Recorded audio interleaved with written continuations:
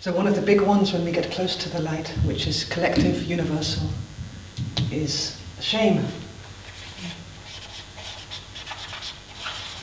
We've got it in the Garden of Eden. Very first thing after the apple. Consciousness looked at itself and became self-conscious. And suddenly the nakedness was extremely painful, and Adam hid from God. Which is kind of quite a split, to hide from the source of yourself and to disguise your nakedness in terms of a metaphor. Worse, when God said, "What the hell, did you eat the apple?" he said, "Eve told me to." So he took no responsibility whatsoever. Shame, very, very, very, very, very, very painful, hot stuff. We catch it, it's so hot, we throw it immediately on somebody else. I'm ashamed, you be ashamed.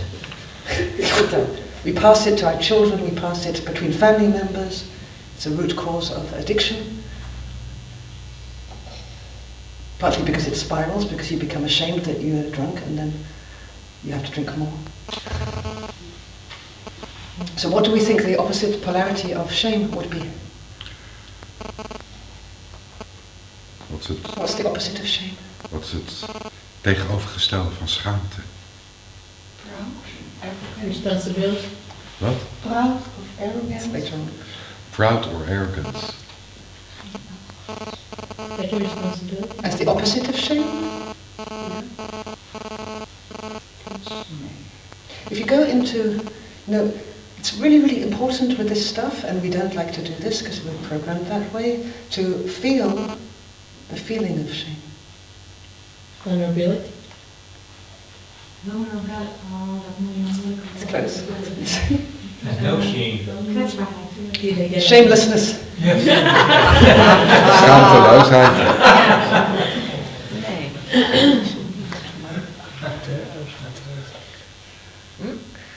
It's really, really, really amazing. Is there a test afterwards? Yeah, always. So, what I feel is the opposite of shame, but you can check it out in terms of how shame feels to you, and its opposite is disgust.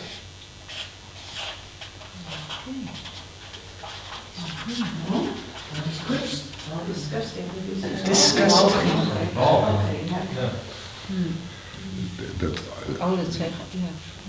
Afkeer. You meet somebody who walks into the room and says, "Oh, it's so stinky in here. It's disgusting." With a British accent? You're looking at somebody who's deeply ashamed. Yeah. Who is deeply ashamed? Deeply carrying shame. Yeah, and it's on somebody else. Yeah. Yeah.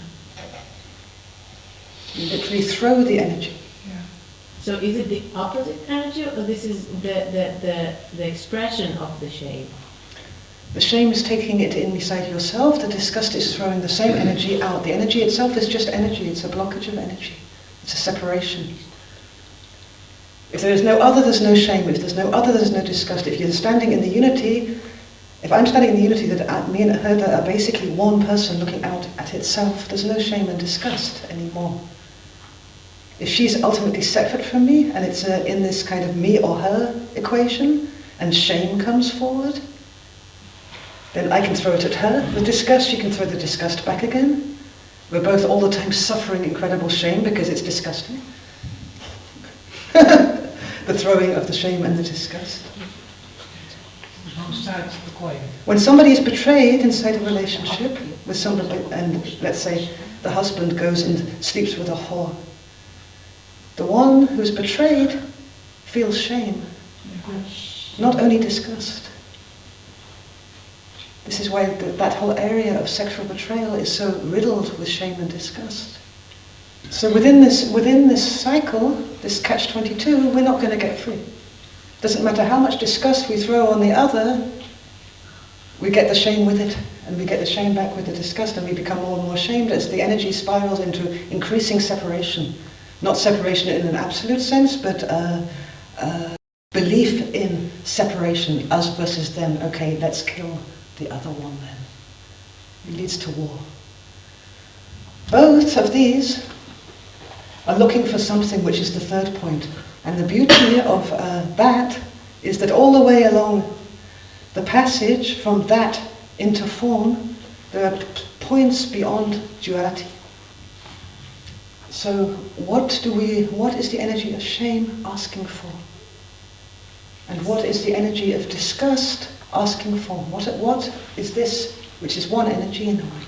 When you take the me and the you out of it, shame and disgust feels the same once the person is gone. It's just a blob. It's an energy. But it's looking for something. Acceptance. No. We're trying, these are, for sure, acceptance is helpful, like hell. But we're trying to find the more local milestones to help specifically, because when you're working with somebody with shame, for example, to know what the shame and disgust spiral is looking for really helps bring the right energy and the right affirmation to break this cycle. Well, if you could just allow it in yourself, if it's part of your energy, or you can leave it with the other, you will get out of this bouncing energy in between. You get out of the immediate crisis, but you still have the crisis. There's something which doesn't die, which is always there, which never is taken away, which is beyond polarity, which directly is connected to shame and disgust. Unity? No. That's behind that again, and we're looking for the midway points. Oh, Lunacy. She said mercy, Gekste. it's the name of a brothel in Amsterdam. Okay, any other ideas? First letter. P? Penis.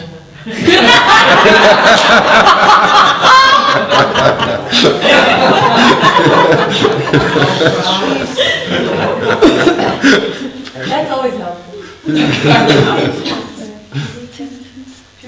purity. Yes. Purity. Puurheid, als je erover nadenkt, is het eigenlijk volkomen logisch.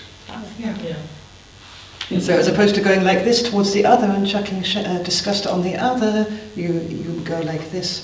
But there is another way, which is to connect with the energy of shame or disgust from the inside towards the block, which is separating us from the other, from the world.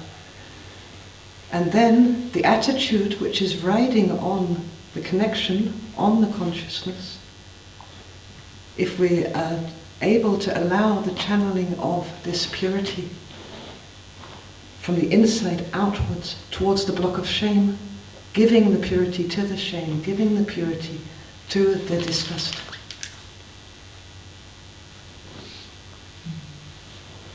This is not a kind of, it's counterintuitive to the mind, because we are so programmed to believe we have to earn the purity, we have to prove our purity. Purity cannot be taken for granted, purity can be taken away, the virgin can be defiled.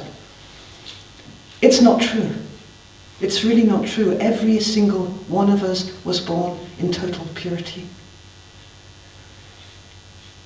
At the end of the life, even of the worst, most horrific war criminal, when you see a man there whose mind is devastated by Alzheimer's and whose body is breaking to pieces because he's 90 years old at this stage and he could have killed millions, you will see purity there. It doesn't get taken away. It doesn't die. It gets obscured through layers of form and entanglements, but it can't be taken away. Nothing anybody says about you through your life, nothing anybody has ever done to you, nothing that you have ever done, or nothing that you have ever said has any effect whatsoever on this purity which is always here.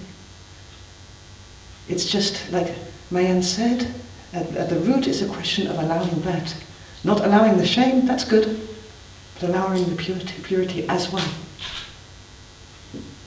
Is it possible, here comes our minds, is it possible to be ashamed and to be totally and absolutely pure at the same time? Is this possible? Yeah. Is het mogelijk om puur te zijn in je schaamte? Zuiver te zijn in je schaamte?